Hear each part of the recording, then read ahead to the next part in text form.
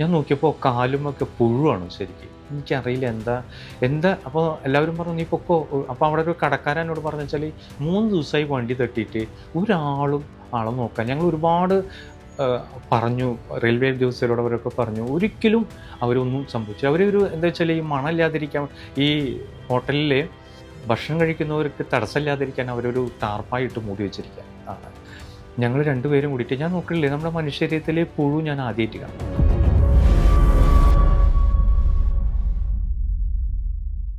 ഞാൻ ജോലിക്ക് പോവും. ആഴ്ചയിൽ ഒരു ദിവസമാണ് അവർക്ക് വേണ്ടിയിട്ട് ഞാൻ തിരഞ്ഞെടുക്കുന്ന ഒരു ദിവസം. അതെൻ്റെ പെരുന്നാളായാലും എൻ്റെ മരണാവശ്യമായാലും എന്തൊക്കെ ആവശ്യങ്ങളുണ്ടെങ്കിലും വീട്ടിൽ വൈഫിനൊക്കെ പരാതിയുണ്ട്. ഞാൻ ഒരു ഞായറാഴ്ചകൾ ഒരു സ്ഥലത്തേക്ക് ഞാൻ പോവാറില്ല. കാരണം ഇത് കഴിഞ്ഞിട്ടാ ഞാൻ ഒരിക്കലും എവിടേക്ക് വേണമെങ്കിലും ഞാൻ പോവുള്ളൂ. ഒരിക്കലും. കാരണം ഈ ഭക്ഷണം കൊടുക്കുന്ന ആൾക്കാരുടെ ആ മാനസികാവസ്ഥ നമുക്കറിയാം എന്താണെന്ന് വെച്ചാൽ അവർക്ക് കിട്ടുന്നൊരനുഭവം ഭക്ഷണം കഴിക്കുന്ന സമയത്ത് എല്ലാവരും ഞാൻ പറയില്ല, നമ്മൾ വരി നിൽക്കുമ്പോൾ നിർബന്ധമായിട്ട് ഞാൻ പറയും കള്ളുടിക്കുന്നവർക്കില്ല, ആരോഗ്യമുള്ളവർക്കില്ല നിർബന്ധമായിട്ട്. എന്നാൽ എനിക്കറിയില്ല മറ്റുള്ളവരെ അടി കിട്ടാമെന്നൊന്നും എനിക്കറിയില്ല. എന്നാലും ഞാൻ അവരോടൊക്കെ പറയും ഇങ്ങനെ നമുക്ക് പെട്ടെന്ന് മനസ്സിലാവാം. ഞാൻ ഇത്രയും വർഷമായിട്ട് അവർ വിശക്കുന്ന ആൾക്കാരെ എനിക്ക് മനസ്സിലായിട്ടുണ്ട്. കാരണം പല കാര്യങ്ങളും അങ്ങനെ ഉണ്ടായിട്ടുണ്ട്. ഇൻ്റർവ്യൂവിന് വന്നിട്ട് അമ്മയും മകളും ഇൻ്റർവ്യൂവിന് വന്നിട്ട് അവരുടെ പേഴ്സും ഇതൊക്കെ നഷ്ടപ്പെട്ട് ഈ ടൗണിൽ കലഞ്ഞ് നടക്കുമ്പോൾ നമുക്ക് മനസ്സിലായി. കാരണം അവർക്ക് നമ്മുടെ നിന്ന് ഭക്ഷണം മേടിക്കാനായിട്ട് ബുദ്ധിമുട്ടുണ്ടായി. നമുക്ക് അവരുടെയൊക്കെ മാനസിക നില മനസ്സിലായിട്ടുണ്ട്. അപ്പോൾ അവർക്ക് ഭക്ഷണം കൊടുത്തിട്ടും അവരുടെ വണ്ടിക്കൂലികളും അവർക്ക് കയറ്റി വിടാനുള്ള എല്ലാ സൗകര്യങ്ങളും നമ്മൾ ചെയ്യുന്നു. തെരുവിൽ എന്തൊക്കെ സംഭവിക്കും നമുക്ക് ചെയ്യാൻ പറ്റുന്ന കാര്യങ്ങൾ നമ്മൾ ചെയ്യുന്നുണ്ട്. പിന്നെ എനിക്കൊരു അനുഭവം റെയിൽവേ സ്റ്റേഷനിലൊരു അനുഭവമാണ്. അത് ഞാൻ എൻ്റെ മനസ്സിന് വിട്ടുപോയി. റെയിൽവേ സ്റ്റേഷനിൽ എൻ്റെ മൂത്ത പെങ്ങൾ നാട്ടിൽ വന്ന് തിരിച്ച് ആൾ വണ്ടി കയറ്റാനായിട്ട് വിട്ട് കഴിഞ്ഞപ്പോൾ റെയിൽവേ സ്റ്റേഷനിൽ ഒരാൾ നമ്മുടെ ഒരു എന്താ പറയുക ഒരു ഒരു ഒരു ടാർപ്പായിട്ട് മൂടി വെച്ചിരിക്കുക. ഒരാൾ ഞാൻ നോക്കുമ്പോൾ കാല് മാത്രമേ കാണുന്നുള്ളൂ. ഞാൻ ചേച്ചീനെ മൂത്ത പെങ്ങളെ ഞാൻ ചേച്ചി കന്യാസ്ത്രീനെ ചേച്ചീനെ വിളിക്കുക. ആളെ ഞാൻ കയറ്റി വിട്ടിട്ട് ഞാനിത് തുറന്നു നോക്കിയപ്പോൾ ഒരാളിങ്ങനെ കിടക്കുന്നു. ഞാൻ നോക്കിയപ്പോൾ കാലുമൊക്കെ പുഴുവാണ് ശരിക്കും. എനിക്കറിയില്ല എന്താ അപ്പോൾ എല്ലാവരും പറഞ്ഞു, "നീ പൊക്കോ." അപ്പോൾ അവിടെ ഒരു കടക്കാരൻ എന്നോട് പറഞ്ഞു വെച്ചാൽ 3 ദിവസമായി വണ്ടി തട്ടിയിട്ട് ഒരാളും ആളെ നോക്കാൻ. ഞങ്ങൾ ഒരുപാട് പറഞ്ഞു, റെയിൽവേ ഉദ്യോഗസ്ഥരോട് അവരൊക്കെ പറഞ്ഞു. ഒരിക്കലും അവരൊന്നും സംഭവിച്ചില്ല. അവരൊരു എന്താ വെച്ചാൽ ഈ മണമില്ലാതിരിക്കാൻ ഈ ഹോട്ടലിൽ ഭക്ഷണം കഴിക്കുന്നവർക്ക് തടസ്സമില്ലാതിരിക്കാൻ അവരൊരു ടാർപ്പായിട്ട് മൂടി വെച്ചിരിക്കുക ആണ്. എൻ്റെ ജീവിതത്തിൽ എനിക്ക് മറക്കാൻ പറ്റാത്തൊരു സംഭവം അത് ശരിക്കും എൻ്റെ ജീവിതത്തിൽ. ഞാൻ എൻ്റെ സുഹൃത്തായ ഷൈൻ ചേട്ടൻ എന്ന് പറഞ്ഞൊരു സുഹൃത്തുണ്ട്. എനിക്ക് ഒറ്റയ്ക്ക് സാധിക്കില്ല ആളെ ഇടുക്ക് പൊക്കാനോ പിടിക്കാൻ സാധിക്കില്ല. ഷൈൻ ചേട്ടനെ വിളിച്ചു. ഷൈൻ ചേട്ടൻ വന്നു. ഞങ്ങൾ 2 പേരും കൂടിയിട്ട് ഞാൻ നോക്കണില്ലേ നമ്മുടെ മനുഷ്യരീരത്തിലെ പുഴു ഞാൻ ആദ്യമായിട്ട് കാണാം. ആളെ ഞാൻ മുടിയൊക്കെ വെട്ടി ക്ലീൻ ചെയ്തു. അവരെ ആ തൊലിയൊക്കെ അടർത്തിയെടുത്തു. കാരണം പുഴുവിനൊക്കെ നമ്മൾ അടർത്തിയെടുക്കണ്ടല്ലോ. അപ്പോൾ ആൾക്കാർ ഫോട്ടോ എടുത്തിട്ട് അവർ പോകും. ഞാൻ ഭക്ഷണം കഴിച്ചിട്ട് ഇവർ എവിടേക്ക് ആക്കണോ, ആരെ എവിടെ എന്തിനാക്കണമെന്നൊന്നും എനിക്കറിയില്ല സൗകര്യത്തിൽ. ഞാൻ ഒരുപാട് പേരെ വിളിച്ചു. മഠങ്ങളും അല്ലെങ്കിൽ അനാഥാലയങ്ങളൊക്കെ വിളിച്ചപ്പോൾ ഇപ്പോഴത്തെ സിറ്റുവേഷൻസിൽ അതൊന്നും എടുക്കാൻ പറ്റില്ല, ഒന്നും ചെയ്യാൻ പറ്റില്ല. അങ്ങനെ അന്ന് കൊണ്ടുപോയില്ല ആളെ.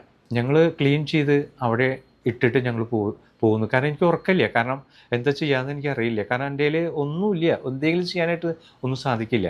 പിറ്റേ ദിവസം രാവിലെ ഫോൺ ചെയ്ത് ഒരു ആംബുലൻസ് വന്നു. അവരെ കൊണ്ടുപോയി. വഴിയിൽ വെച്ച് ആൾ മരിച്ചു എന്നാണ് പറഞ്ഞത്. ആൾ മരണസമയത്ത് ഒരു ചിരിയൊക്കെ ഞങ്ങൾ ചിരിച്ച് സന്തോഷമായിട്ടാണ് ആ ഇതിൽ വെച്ചിട്ടാണ് നമ്മൾ പോകുന്നത്. അവിടെ ചിരിച്ചു മരിച്ചു. അപ്പോഴാണ് നമ്മൾ RPF നമ്മൾ വിളിക്കുന്നത്.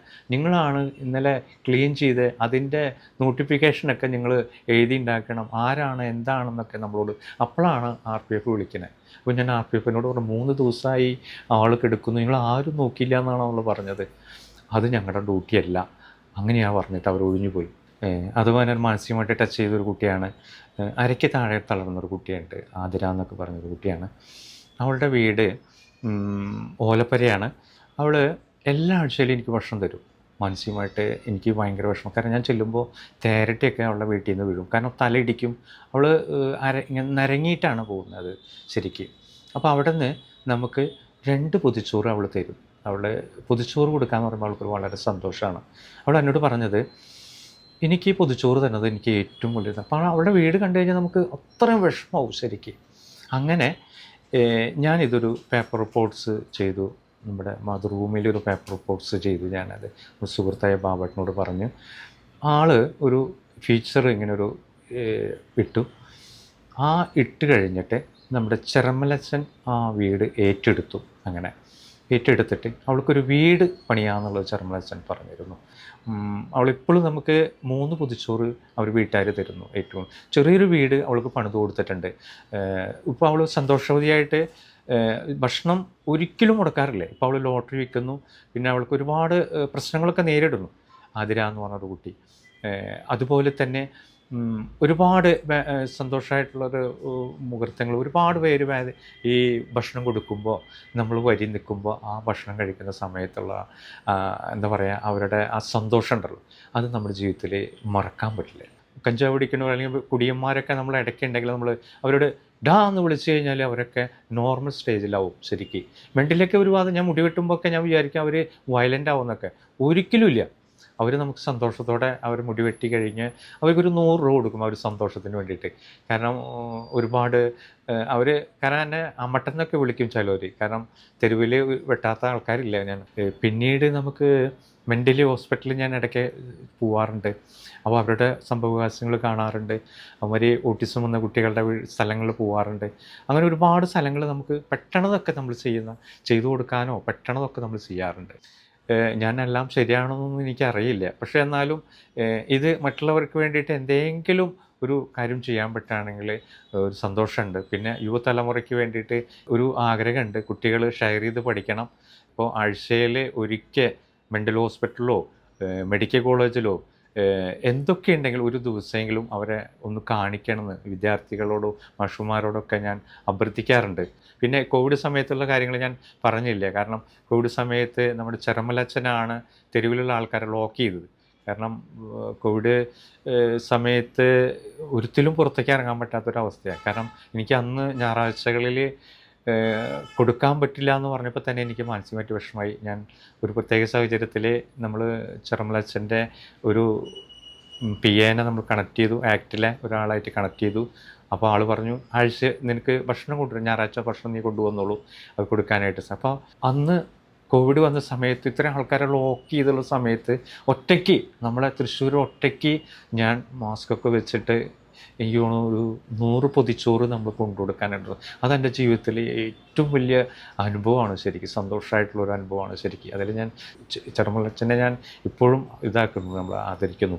എന്തായാലും ഒരുപാട് കുറേ പേരുടെ പിന്നെ അതുപോലെ തന്നെ ഭാനുമതി മിസ്സു എനിക്ക് ഏറ്റവും വേണ്ടപ്പെട്ട ഒരു വ്യക്തിയാണ്. ഭാനുമതി മിസ് എന്ന് പറഞ്ഞാൽ ജീവിതം മുഴുവൻ ഓട്ടിസം വന്ന കുട്ടികൾക്ക് വേണ്ടിയിട്ട് ഒഴിഞ്ഞു വെച്ചിട്ടുള്ളൊരു ആളാണ് ശരിക്കും ഭാനുമതി മിസ്സിന്. ഞാൻ പറയാം, എനിക്ക് എൻ്റെ ഒരു കാണപ്പെട്ട ഒരു ദൈവം ഞാൻ പറയാം. കാരണം അത്രമാത്രം വേദന അനുഭവിച്ചുള്ള കുട്ടികളെ ട്രെയിൻ ചെയ്ത് പഠിപ്പിക്കുന്ന ഒരു വ്യക്തിയാണ്. എന്താ പറയുക, എൻ്റെ എല്ലാ കാര്യങ്ങൾക്കും ഒപ്പത്തിനൊപ്പം നിന്നിരുന്നതാണ് ഗേവിൽ ചേച്ചി, അവർ ചേട്ടൻ. അങ്ങനെ ഒരുപാട് മറക്കാൻ പറ്റാത്ത വ്യക്തിത്വങ്ങൾ ഒരുപാട് എൻ്റെ മനസ്സിലുണ്ട്. ആരെങ്കിലും വിട്ടുപോയിട്ടുണ്ടോ എനിക്കറിയില്ല. എന്തായാലും പിന്നെ എൻ്റെ ഭാര്യ ഹിമ, പിന്നെ 2 ആൺമക്കൾ, അമ്മയുണ്ട് 90 വയസ്സ്. ഇപ്പം അടുത്ത് എനിക്കൊരു നെഞ്ചത്തൊരു വേദന വന്നു. എനിക്കൊരു സമ്മർദ്ദം വെള്ളിയാഴ്ച സംഭവിച്ചു. ശനിയാഴ്ച ഞാൻ ചെക്ക് ചെയ്യണു. അപ്പോൾ ഉടനടി പറഞ്ഞു കാർഡിയോളജിസ്റ്റിനെ കാണണം. അപ്പോൾ എൻ്റെ ജീവിതത്തിൽ എനിക്ക് ഏറ്റവും വലിയൊരു വിഷമം പിടിച്ച സമയമാണ്. കാരണം ഞാൻ ഞായറാഴ്ച എനിക്ക് ഭക്ഷണം കൊടുക്കാൻ പറ്റില്ല, അമ്മേനെ ആര് നോക്കാൻ പറ്റും, അങ്ങനെ ഒരു ചെറിയ സമ്മർദ്ദം വീണ്ടും വന്നു. ഞാനപ്പോൾ അന്ന് കണ്ടില്ല ഡോക്ടറെ, ഞാൻ തിങ്കളാഴ്ചയാണ് ഞാൻ കണ്ടത്. കാരണം ഞായറാഴ്ചത്തെ ഭക്ഷണം മുടങ്ങാമെന്ന് പറഞ്ഞാൽ തന്നെ എൻ്റെ മാനസികമായിട്ട് എനിക്ക് ഇപ്പോഴും ഭയങ്കര സമ്മർദ്ദമാണ്. എങ്ങനെ എത്ര നാളും എനിക്ക് കൊടുക്കാൻ സാധിക്കും, എത്ര നാൾ ഇത് എനിക്ക് ചെയ്യാൻ പറ്റുമെന്ന് എനിക്കറിയില്ല. എന്തായാലും ഞായറാഴ്ചത്തെ ഒരു ദിവസം നമ്മുടെ ഡ്യൂട്ടി നമ്മൾ ഓണാക്കുന്നത് രാവിലെ. ഞാൻ എന്നും പള്ളിയിലേക്ക് പോകുന്ന ഒരാളാണ്, വിശ്വാസിയാണ് ഞാൻ. ശരിക്കും നമ്മൾ ഒന്നും നേടിയെടുക്കാനല്ല, നമ്മുടെ ജീവിതത്തിൽ കിട്ടിയ അനുഗ്രഹങ്ങൾക്ക് നന്ദി പറയാൻ വേണ്ടിയിട്ട്. അത്രമാത്രം അനുഗ്രഹങ്ങളാണ് നമുക്ക് ദൈവം തന്നിരിക്കണത്. ഞാൻ വിശ്വസിക്കുന്ന ദൈവം നമുക്ക് തന്നിരിക്കണത്. അതിനൊരു നന്ദി പറയാൻ വേണ്ടിയിട്ട് എന്നും ഞാൻ പള്ളിയിലേക്ക് പോകും. അവിടെ നിന്ന് നമ്മുടെ ജീവിതത്തിൽ നമ്മുടെ വീട്ടിൽ നിന്ന് ഭക്ഷണമുണ്ട്, പാചകം. ഞായറാഴ്ചത്തെ ദിവസം ഭക്ഷണം നമ്മളാണ് ചെയ്യുന്നത്. ഒരു ദിവസം ഭാര്യയ്ക്ക് റെസ്റ്റാണ് ശരിക്കും. പിന്നെ നമ്മളൊരു വീട്ടിൽ നിന്ന് 10:30ക്കാണ് നമ്മൾ ഇറങ്ങുന്നത്. എല്ലാ വീടുകളിലും ഒരു 10:30 ആകുമ്പോൾ നമ്മൾ കളക്ഷൻ നമ്മൾ കളക്ഷനായിട്ട് 10:30 ഇറങ്ങുന്നു. എല്ലാ വീടുകളും പൊതിച്ചോറായിട്ട് നമ്മളോട് വിളിച്ചു പറയും. ഞാൻ പറയാമല്ലോ, എനിക്ക് അറിയില്ല, അത്രമാത്രം എന്നോട് സ്നേഹമുണ്ട് ഒരുപാട് പേർക്ക്. ഞാൻ അവരോടൊക്കെ പറയാറുണ്ട്, ഞാൻ നിർബന്ധിച്ചിട്ടല്ലല്ലോ നിങ്ങൾ തരുന്നത്. അപ്പോൾ ആൾ പറഞ്ഞു, അല്ല, എൻ്റെ ജീവിതത്തിൽ നമുക്ക് ഒരുപാട് കാര്യങ്ങൾ ഞങ്ങൾക്ക് സന്തോഷമുണ്ട്. ഒരു പൊതിച്ചോറ് തരുമ്പോൾ നമുക്കൊരു സന്തോഷമുണ്ട്. അപ്പോൾ അതുകൊണ്ട് 10:30 ഇറങ്ങും. ഇപ്പോൾ നമ്മൾ പെരുന്നാളായ നീ വരുന്നില്ലേ, ഈസ്റ്ററായ നീ വരുന്നില്ലേ, കാരണം നീ ലീവ്, നിനക്ക് ഒരു മുടക്കുള്ള ദിവസമാണോ എന്നുള്ളത് അന്വേഷിക്കും. ഒരു മരണം സംഭവിച്ചാൽ എന്നോട് വിളിച്ചു ചോദിക്കും, ഇന്ന് കൊണ്ടുപോകുന്നില്ലേ. ഇപ്പോൾ ഭാര്യയുടെ അപ്പച്ചൻ മരിച്ചൊരു സൺഡേ ആണ്. അപ്പോൾ ഞാൻ ഇതിലൊക്കെ പങ്കെടുത്തെങ്കിലും ആ സമയത്ത് ഞാൻ അവിടെ നിന്ന് പോരേണ്ടി വന്നു. പിന്നെ ഒരു ബന്ധുക്കളും ആരും എന്നെ തടസ്സം ചെയ്യില്ല. കാരണം അവർക്കറിയാം അവൻ ഈ സമയത്ത് ഭക്ഷണത്തിന് വേണ്ടി പോവും.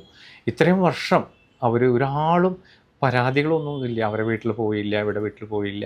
എപ്പോഴും അവർ പരാതികൾ പറയാറില്ല ഒരു വീടുകളിലും. ഇപ്പോൾ ജോൺസൺ മാഷുടെ അനിയന്മാർ എന്നെ ഭയങ്കര സപ്പോർട്ട്സാണ്. എൻ്റെ ചേട്ടന്മാർ വളരെ സപ്പോർട്ട്സാണ് എല്ലാത്തിലും. ചിലപ്പോൾ മാനസികമായിട്ട് ചില ദുഃഖങ്ങളൊക്കെ ഉണ്ടാവാറുണ്ട്. അതൊക്കെ എൻ്റെ ഭാര്യ ഒപ്പത്തിനൊപ്പമുണ്ട്. പിന്നീടൊരു കാര്യം എന്ന് വെച്ചാൽ, ഞാൻ എവിടെ പോയാലും വിശക്കുന്നവരെ പ്രത്യേകിച്ച് നമ്മൾ നോക്കും. വിശപ്പെന്നുള്ളവരുടെ മുഖഭാവങ്ങൾ നമ്മൾ എപ്പോഴും, ഇപ്പോൾ നമ്മൾ കൂട്ടുകാരുടെ കൂടെ നമ്മളൊരു ഫംഗ്ഷന് പോവുക, ഒരു പൂരത്തിന് പോവുക, എവിടെ വേണമെങ്കിൽ പോവായാലും അവിടെ ഞാൻ ഏറ്റവും ആദ്യം നോക്കുന്നത് വിശക്കുന്നവർ വല്ലവരുണ്ടോ, അല്ലെങ്കിൽ അങ്ങനെയുള്ള ബഹുമാവുള്ളവർ വല്ലവരുണ്ടോ എന്നൊക്കെയാണ് ഞാൻ. അത് അവിടെ നിന്നൊക്കെ ഞാൻ പെട്ടെന്ന് മാഞ്ഞ് അവർക്ക് മേടിച്ചു കൊടുക്കുക. ചിലപ്പോൾ അവരോട് പറയാതൊക്കെ ആയിരിക്കും ഞാൻ പോവുക. അപ്പോൾ അവർ പെട്ടെന്ന് തന്നെ കാണാണ്ടാവുമ്പോൾ എവിടെ പോയിടാ, എങ്ങനെ പോയിടാ, എന്തൊക്കെയാണെന്നുള്ളൂ ചോദിച്ച് അവർ ഇതുണ്ടെങ്കിലും നമ്മളവിടെ പ്രശ്നപൂരിയായിട്ട് അവിടെ എത്തും. പെട്ടെന്നത് എനിക്ക് കുറേ കാര്യങ്ങളൊന്നും എനിക്ക് ചെയ്യാൻ പറ്റില്ല. എൻ്റെ കയ്യിൽ അത്രയേ ഉള്ളൂ ചെയ്യാൻ പറ്റണത്. പക്ഷേ എന്നാലും ചെയ്യാൻ പറ്റുന്ന കാര്യങ്ങൾ ചെയ്യാറുണ്ട്. അപ്പോൾ ചില സമയത്തൊക്കെ പൈസകളും അങ്ങനത്തെ ഒരു ബുദ്ധിമുട്ടുകളൊക്കെ നമുക്ക് വരാറുണ്ട്. അതൊന്നും നമ്മൾ കാര്യമാക്കാറില്ല. കാരണം ഞാൻ നോക്കുമ്പോൾ നമ്മൾ നടക്കാൻ പറ്റുന്നു, കാലുകളുണ്ട്, കണ്ണുകളുണ്ട്, ഒരുപാട് കാര്യങ്ങൾ നമ്മുടെ ജീവിതത്തിലുണ്ട്. അപ്പോൾ നമ്മൾ മറ്റുള്ളവരെ കുറിച്ച് ചിന്തിച്ച് കഴിഞ്ഞാൽ നമ്മുടെ ജീവിതത്തിൽ ഒന്നുമല്ല, നമ്മുടെ ജീവിതത്തിൽ സീറോ. ഞാൻ പറഞ്ഞില്ലേ, നമുക്ക് അപ്പം അത്ര ആശ്വാസമാണ്. നമുക്ക് എന്തെങ്കിലും ഒരു വിഷമം വരുമ്പോൾ ഇങ്ങനെയുള്ള വീടുകൾ നമ്മൾ സന്ദർശിക്കാൻ പോകും. ഞാനിപ്പോൾ നിഖിലിനെ പറയാമെന്ന് വെച്ചാൽ, ഒരു തളർന്നൊരു പയ്യൻ ആക്സിഡൻറ്റ് പറ്റി 13 വർഷമായി. അവനെ ഞാൻ ചെല്ലുമ്പോൾ, ടോണിച്ചേട്ടാ എന്താണ് പറയണേ, ഞാൻ ഇത്തരം വർഷമായി എന്തുട്ടാ പറയണേ.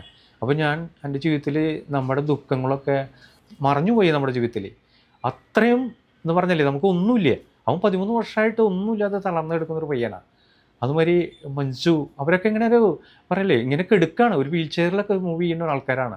അപ്പോൾ നമ്മളൊക്കെ എന്തൊക്കെ അത്രയും നമ്മൾ പറയും, നമ്മൾ ഇത്രയൊക്കെ ഉണ്ടായിട്ട് നമ്മൾ കല്ലെന്ന് പറയും, ഇത്രയൊക്കെ നമുക്ക് ഒന്നും ചെയ്യാൻ പറ്റാണ്ട് ഇരിക്കണ ഒരു വിഷമമാണ് നമുക്ക് വരുന്നത്. അങ്ങനെയൊക്കെ നമ്മുടെ ജീവിതത്തിൽ ഒരുപാട് അനുഭവ കഥകൾ നമ്മുടെ ജീവിതത്തിൽ ഉണ്ടായിട്ടുണ്ട്. ഒരുപാട് കഥകൾ, പഠിപ്പുകളും ഒന്നും ഇല്ല എനിക്ക് അതിൻ്റെ അങ്ങനെ പറയാനോ. എൻ്റെ ജീവിതത്തിൽ ഈ അനുഭവങ്ങൾ മാത്രം എൻ്റെ കയ്യിലുള്ളൂ. ഒരുപാട് ഞാൻ ഓരോ വീടുകളിൽ നമ്മൾ സന്ദർശിക്കുമ്പോൾ അവരോട്, കുട്ടികളോടൊക്കെ ഞാൻ പറയും, നിങ്ങളുടെ ജീവിതത്തിൽ ടോണിച്ചേട്ടനെല്ലാം നിങ്ങൾ കാണണ്ടേ, അടുത്ത ആൾക്കാർക്ക് നിങ്ങൾ പങ്കുവയ്ക്കുക. നിങ്ങളുടെ ജീവിതത്തിൽ എന്തെങ്കിലുമൊക്കെ ചെയ്യാൻ പറ്റുന്ന കാര്യങ്ങൾ ചെയ്താൽ നിങ്ങളുടെ ജീവിതത്തിൽ ഉയർച്ചകളുണ്ടാവും. പഠിപ്പ് മാത്രമല്ല നമ്മുടെ ജീവിതത്തിൽ വേണ്ടത്, മറ്റുള്ളവർക്ക് വേണ്ടി എന്തെങ്കിലും നമ്മുടെ ജീവിതത്തിൽ ചെയ്യാൻ പറ്റും. ഒരു ദിവസം എൻ്റെ ജീവിതത്തിൽ അങ്ങനെയാണ്, ഞാൻ രാവിലെ എഴുന്നേറ്റുമ്പോൾ ഒരു ദിവസം എന്തെങ്കിലും നമുക്ക് ചെയ്യാൻ പറ്റണേ. പൈസ വേണമെന്നൊന്നുമില്ല നമ്മുടെ ജീവിതത്തിൽ, വാക്കുകൊണ്ടായിരിക്കാം ചിലപ്പോൾ ഓരോരുത്തർക്ക് ഒരു സമാധാനം കിട്ടുക. അതൊക്കെ നമ്മുടെ ജീവിതത്തിൽ ഏറ്റവും എന്ന് പറഞ്ഞാൽ സന്തോഷകരാക്കും എന്നുള്ളതാണ് എൻ്റെ ജീവിതത്തിൽ ഏറ്റവും വലിയൊരു കാര്യം.